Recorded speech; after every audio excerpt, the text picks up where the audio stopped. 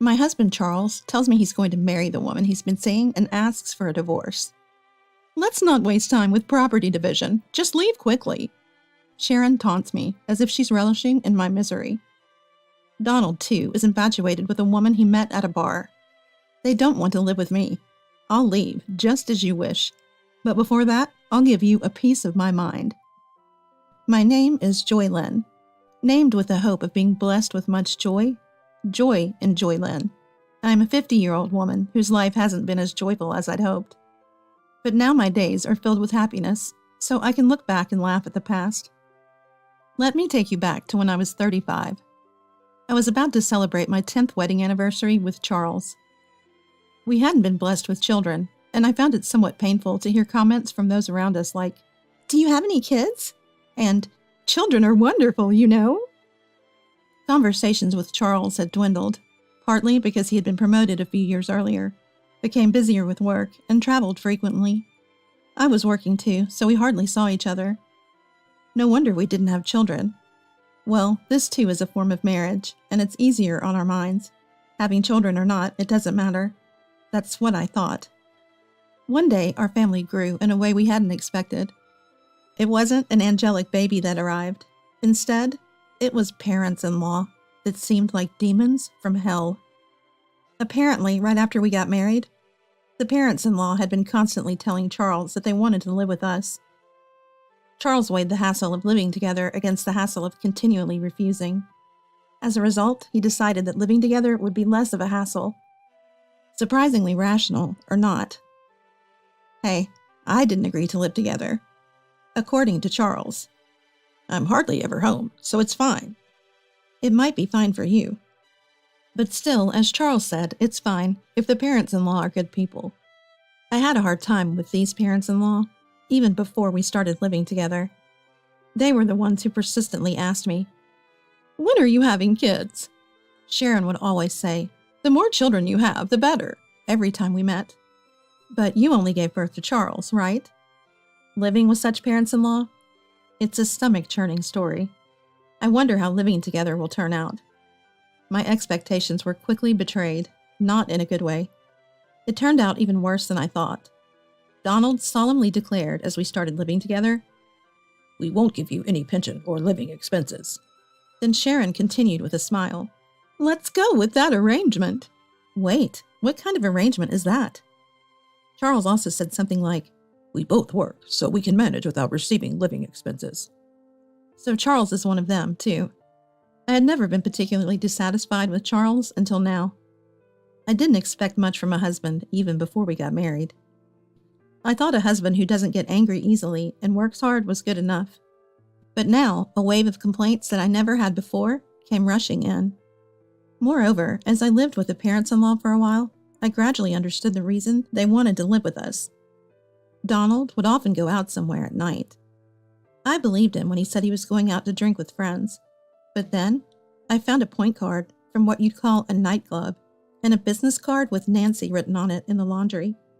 There are various types of bars, but this was clearly a service industry that directly satisfies a man's desires. I see, he likes Nancy. I can't believe he's still so energetic at his age, I thought. Of course, I meant it in a bad way. No wonder he can't give us living expenses. He's spending it on Nancy. It can't be helped. No way. On the other hand, Sharon gradually started to harass me. Moreover, she was cunning and intensified the harassment gradually. So much so that even I didn't notice at first. At first, I thought she was being kind. I could have endured it if it had just been about the way I fold laundry or season my cooking. But there were times when Sharon called me by the name of Charles's ex-girlfriend. Every time Sharon would apologize, saying, "I remember her strongly because she was the first girlfriend Charles introduced me to. I didn't do it on purpose. I'm sorry." At first, I thought, Sharon is old, so maybe such things happen. But as it continued, I realized something was off. Speaking of which, every time I took a shower, the bathroom was always dirty. I initially thought the mess in the bathroom was from Charles and the others who had gone in before, but no one complained about the bathroom being dirty, so without a doubt, it must have been Sharon who was in before me.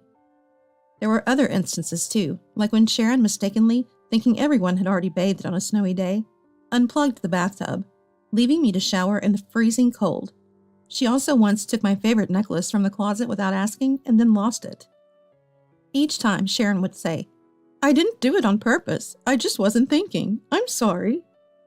While it's possible to accidentally shower or call someone by the wrong name, taking jewelry without permission is not something that can be brushed off as a mere oversight. I began to suspect that maybe this was all intentional harassment aimed at me.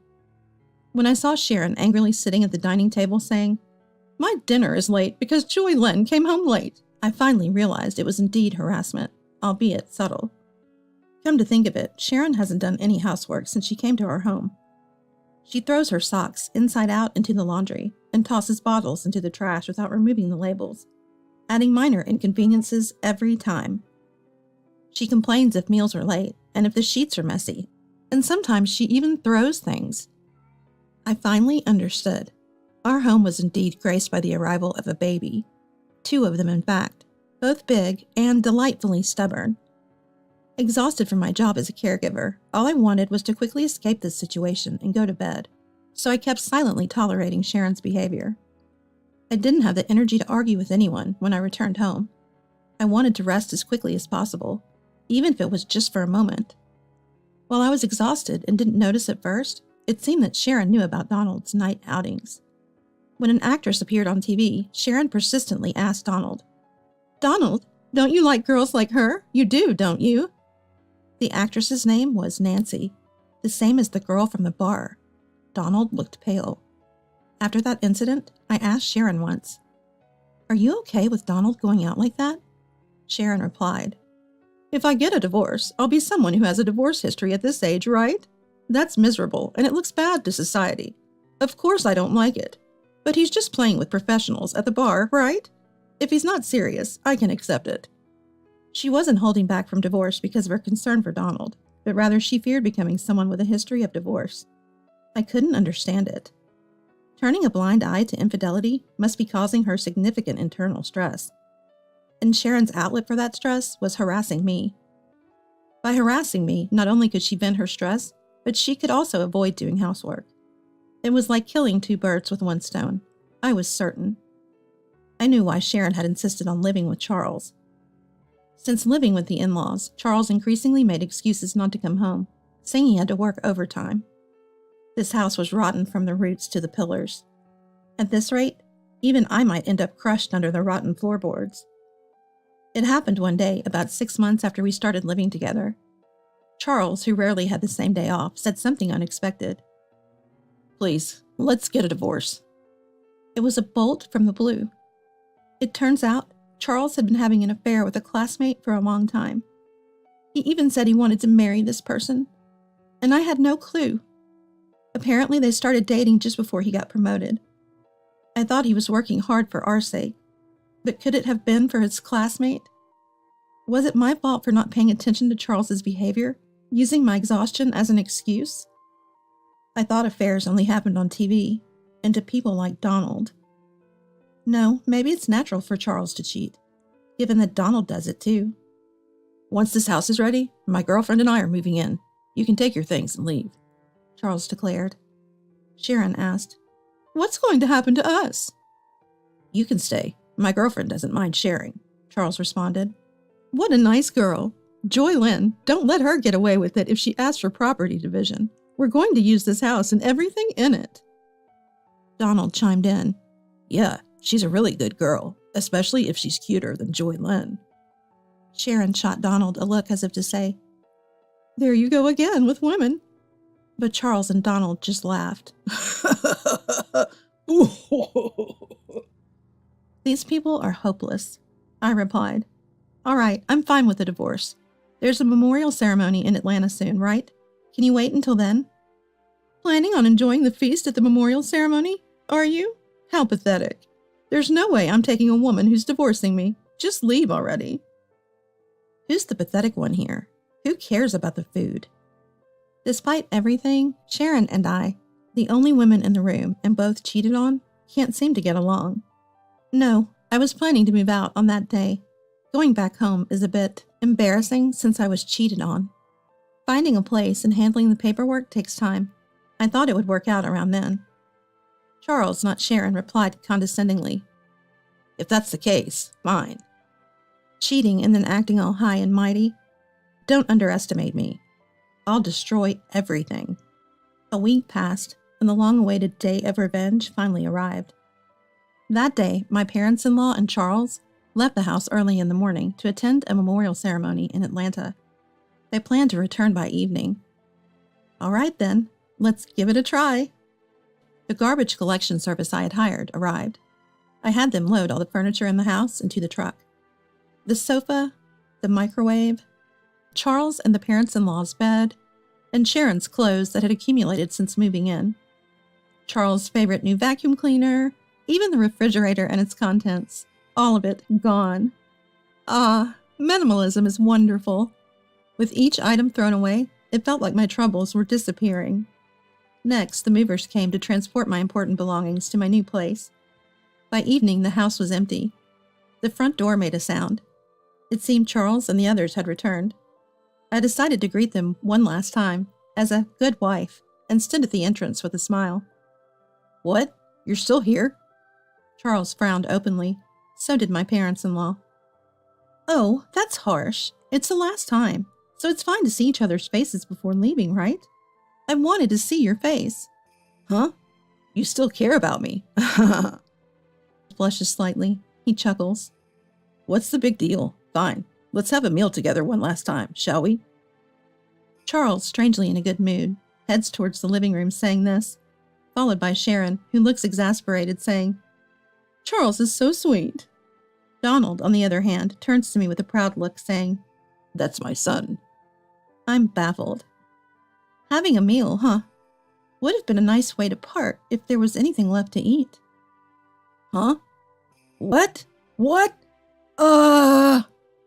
The meaning of my words, Charles, upon opening the living room door, lets out a silent exclamation. Sharon, annoyed, peeks into the living room after Charles and exclaims just like him, "What? Ah!" Donald does the same. Wait. Why? The fridge? No, even the furniture, appliances too. Why is there nothing anywhere? Of course, I threw them out. The house feels much bigger now, doesn't it? I thought it would be bad to leave old furniture for your new life with your girlfriend. Consider it my parting gift. Threw them out? Why? Weren't you preparing to move? I've already moved. You throw away things you don't need when you move, right? Have you forgotten? Most of the things we bought when we got married were purchased with my money. Nothing bad will happen just because I, who didn't need them, threw them away. At my words, Charles points at me, his mouth moving, but no words coming out. He seems too shocked to speak. With this, I'll forego any division of property. Well, there's hardly anything to divide anyway.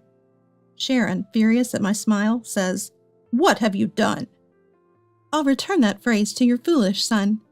There are limits to indecency, like cheating while having a wife and then saying to leave because you're remarrying. Wasn't your upbringing at fault? How could you speak to me like that? You were such a terrible daughter-in-law. Do you still consider yourself my mother-in-law? To me, you're just another old lady. I speak with a malicious smile, and Sharon mutters, "So ungracious." Shaking with anger. It's a secret that seeing Sharon angry is starting to be a bit fun. Don't you remember? If I ask for division of this house, you can't refuse, can you? Without the house, where would you two strangers live?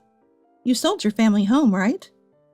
Yes, the parents-in-law had sold their house when they moved in with us. We won't need it anymore, they had said. So this house was absolutely necessary for them. They sided with their son's affair over his wife, probably thinking, as long as there's a house with a housemaid, anything goes. Hearing my words, perhaps feeling rushed, Donald intervenes. Well, let's settle this amicably. Pretending to be a good person. Yes, let's do that. Let's proceed calmly, just like the old just like Donald suggests. Exactly. You know what I'm talking about, Joy Lynn. Of course. By the way, Donald, wasn't your cell phone broken today? Oh yeah. I realized it after leaving the house. It wouldn't turn on. If charging doesn't work, I guess I'll have to consult the store. There's no need for that. Your cell phone is right here. Saying that, I pulled Donald's cell phone from my pocket. Huh? 2 identical phones? What's going on? Donald is puzzled. I switched the phones just before you left today. The one I have is the real one, and the one you had is a used one I bought and removed the battery, so it won't turn on. What? Since you aren't tech-savvy, I thought you'd just give up easily thinking it's broken or out of battery. It seems like a huge success. Smiling, I get asked by Donald. Why would you do that? Why, you wonder? Well, I have no clue. Speaking of which, you received an email today from your beloved Nancy, saying she had a good time the other day. You email each other daily, right? I'm so jealous of your close friendship. What? Donald gasps while Sharon glares at him. So Donald, you were out with Nancy the other day. Woohoo! More lovey-dovey than with Sharon. But you should put a lock on your phone if you're cheating. You'll get caught easily. Stop it. Joylyn, this... But I thought cheating is wrong. Charles cheated on me, and it hurt. I know exactly how Sharon feels. So I did something nice at the end. I texted Nancy. I'm bored. Let's break up. She was furious. I was dealing with this old man because he conveniently gives me money. Good thing you broke up safely. Oh, by the way, this is Nancy. Sharon, your enemy, take a good look. Saying that, I showed everyone a photo of Nancy and Donald as I returned the phone. That's when it happened. Charles showed a stern expression no one had seen before. Why? My girlfriend is... What? Everyone but Charles gasped. What's going on, Charles? What are you to Nancy? No, that's my line, Dad. Why are you taking pictures with Nancy? Because I'm her boyfriend, obviously. No, Nancy is my girlfriend. Isn't your girlfriend your classmate? We just met at a bar and started hanging out. Who would have thought that father and son were dating the same person? This development was also surprising for me. Ignoring Sharon and me, who were in shock, the men started a pointless argument about who was more suitable to be Nancy's boyfriend, which eventually escalated into a full-blown brawl, pulling each other's hair. The brawl ended when Charles pulled out a significant amount of Donald's precious thinning hair. After a glance at the soulless face of Donald, I loudly declared, "Well, I'm off to my new place. Thank you for everything. I'll be claiming compensation for the affair next time. Bye." I had said there would be no property division, but I didn't mean compensation. Sharon realized that this was a serious affair and, swinging the bag she was holding, began furiously beating Donald in a rage. Donald stood there, head hung low, as if he had been burnt out completely, unable to process everything happening all at once. Watching this living hell unfold beside me, I couldn't stop smiling as I hopped on my beloved scooter and left the scene. Although it's a far stretch in my mind, I felt like Tom Cruise in Top Gun. Oh, it's been a while since I've ridden down such a refreshing night road. This is the best. Later on, when I proposed divorce, including the alimony, Charles said, "Please wait on the divorce." It seems that Sharon is also considering divorce, and there is a possibility that everyone might lose their homes or their circumstances might change, so he wants to save as much money as possible. He said things like, "Don't you think it's pitiful for us, who once lived together, to face such a difficult situation?" And, "We need money now, but..." I didn't care, so I proceeded with the divorce talks without discussion, and took as much money as I could get from Charles and his affair partner. When claiming the alimony, I felt a bit like an outlaw, but I hadn't done anything wrong. I had just done what was natural. Well, maybe tampering with someone's phone was slightly wrong. In the end, around the same time as our divorce, it seemed that Sharon also divorced Donald. Apparently, Donald and Nancy's affair had been going on for over 5 years. And Sharon couldn't forgive that they had a relationship in private as well. I don't quite understand why bar hopping is forgivable, but private relationships aren't. I thought there are various forms of marriage. Well, in the end, we're not married anymore, anyway. Donald was sued for alimony by Sharon, and Charles was sued for alimony by me, so the saying "blood will out" held true, and the in-laws are now all scattered. Sharon, having been cheated on by Donald, seemed to have grown to despise men in general, including Charles, who had abandoned me in a similar manner. As a result, Charles and Sharon, after the divorce, are slowly becoming distant, though they do have minimal conversations. Donald, jobless, turned to Charles for help but was rejected, as Charles himself was barely scraping by. Charles is juggling multiple jobs, while Sharon, who had been a housewife since her early marriage, is experiencing work for the first time with a part-time job. Donald became a part-time worker living in a cheap hotel. Charles, eager to marry Nancy, learned that she wasn't interested. Nancy saw both Charles and Donald as mere extensions of her bar work, as convenient sources of money. It turned out that Nancy had other men besides Charles in the same capacity. Charles, having been classmates with her, mistook her for being serious and believed she was his destiny. But in reality, it was a foolish and trivial story. In the end, both men were deemed unnecessary by Nancy, even as convenient sources of money, and were discarded. From my perspective, I thought, since I'm leaving, might as well destroy everything in the process, just as I aimed. I'm very satisfied having witnessed the spectacular collapse of a family. No one in that family valued each other, only caring about themselves, so the outcome was, in a way, inevitable. Essentially, they were a family in name only, lacking any compassion. Now I think it was good that I got away from that household. On the other hand, while I still come home exhausted from work every day, living alone has freed up my time as I no longer need to allocate it for someone else. I have more freedom than when I was married. Back when I was married, I hardly had time to meet my college friends, but now I can travel with them on my days off and even have time for my hobbies. In college, I was part of the choir, so I decided to join a karaoke club. It seems that one can continue to improve in music, no matter the age. I consistently win at the club's competitions and even earn cash prizes. Thanks to that, my wallet is always warmly filled. At the facility where I work, my colleagues suggested hosting a karaoke recreation event, since I'm good at it, and it was a huge hit. I received many compliments like, "You're so good," and was thrilled to bring smiles to the residents through my personal hobby, something I hadn't expected. By the way, my go-to performances are Unchained Melody and My Heart Will Go On.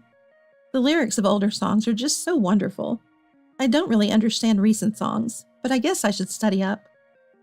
Though my days aren't glamorous, I'm surrounded by friendly colleagues, trustworthy friends, and kind residents who feel like family beyond work boundaries. Finally, it seems like I've become the Joy Lynn I was meant to be. From now on, I aim to be someone who not only receives joy, but also shares it with others. All right, let's do our best at work today. I'll wholeheartedly celebrate the residents' birthdays.